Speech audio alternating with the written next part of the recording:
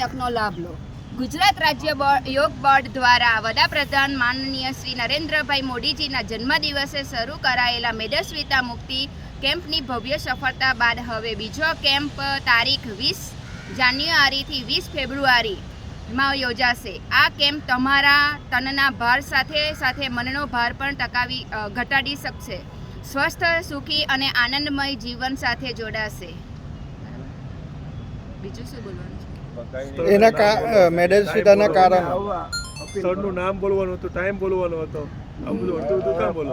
હા, આ સ્થળનું નામ ને બોલી જાઓ પછી પ્રતિકભાઈ ઉતરભાઈ બધાને એમ કહેવાનું આવવાનું છે, બધે ફરજિયાત રજીસ્ટ્રેશન કરાવવા માટે આ કેમ્પમાં ભાગ લેવા માટે QR કોડ સ્કેન કરી આજે જ રજીસ્ટ્રેશન કરાવો। કેમ્પનો સમય સવારે 5:30 થી 7:30 સુધીનો રહેશે। કેમ્પનું address Katargam lake garden, Katargam Kansanagar પાસે, ગજેરા સર્કલ, અમરોલી રોડ, કતારગામ, સુરત।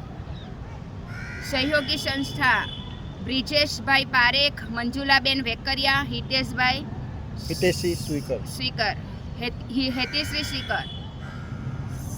સુરેખાબેન પટેલ સંપર્ક કરવાનો છે સુરેખાબેન પટેલનો। ટોકન સ્વરૂપે રજીસ્ટ્રેશન શુલ્ક 300 રૂપિયા રહેશે।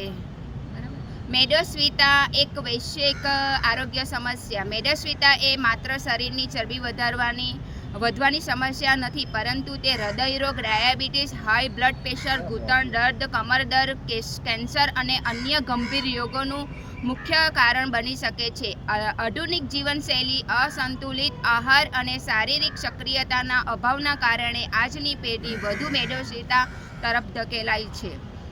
વર્લ્ડ હેલ્થ ઓર્ગેનાઇઝર એ મેદસ્વીતાને વર્ષ 1997માં ગ્લોબલ હેલ્થ પેન્ડેમિક જાહેર કરી છે। દેશના વડાપ્રધાન માનનીય નરેન્દ્રભાઈ મોદી સાહેબે પણ મનની બાતમાં મોટાપાને લઈને ચિંતા વ્યક્ત કરી છે। ગુજરાતના માનનીય મુખ્યમંત્રી શ્રી ભૂપેન્દ્રભાઈ પટેલે વિધાનસભામાં સત્રમાં સ્વસ્થ ગુજરાત, મેદસ્વીતા મુક્ત ગુજરાત અભિયાનની ઘોષણા કરી। હવે લગભગ 50% લોકો મોટાપાનો શિકાર બનેલા છે।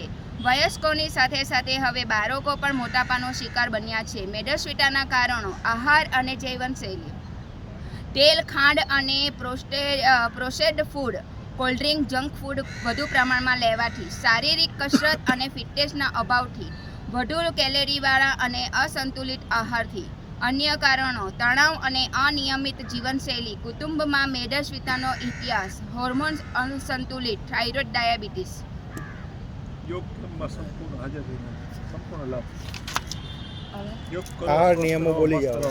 યોગી બનો, નિરોગી યોગ બનો। કેમ્પમાં સંપૂર્ણ સમય હાજર રહેનારને આહાર નિયમો: ભોજન કેવી રીતે લેવું એ પહેલાં તો પ્રાતઃ સેવન એટલે ઉષાપાન, સવારે 7 વાગે 1 ગ્લાસ પાણીમાં 1 ચમચી તુલસીના બીજ પલાળવા। સવારે તે પાણીને નવશેકું ગરમ કરીને તેમાં 1 ચમચી લીંબુનો રસ અને 1 ચમચી મધ નાખીને પીવું।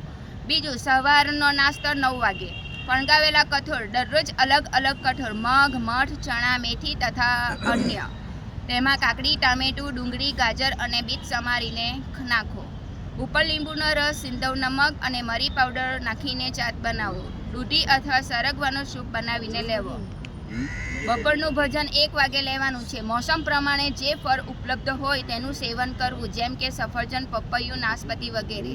સાંજનો સમય છે 4 વાગ્યાનો। 1 વાટકી પલાળેલા નટ્સ અને બીજ, ચિયા સીડ્સ, અળસી, સૂર્યમુખીના બીજ અને તલ। અળસી અને તલ મુખવાસ તરીકે પણ ઉપયોગમાં લઈ શકાય છે। સાંજનું ભોજનને 2 પ્લેટમાં વહેંચી નાખવું। 1 પ્લેટ કાચા સલાદની અને બીજું પ્લેટ રાંધેલા ભોજનની। ભૂખ લાગે ત્યારે જ ખાવું, તરસ લાગે ત્યારે જ પાણી પીવું। આહારમાં 50% ભાગ ફળ, સલાદ અને ફણગાવેલા અનાજનો હોવો જોઈએ। દૂધ અને દૂધમાંથી બનાવેલ બધી વસ્તુનો ત્યાગ કરવો। જરૂરિયાત જણાય અને વધુ ભૂખ લાગે, અશક્તિ જણાય ત્યારે તે પ્રમાણે આહાર લઈ શકાય છે। જો હજુ ભૂલચૂક થઈ ગયેલી હોય તો ફરી બોલી દેવાનું। યોગ કરો।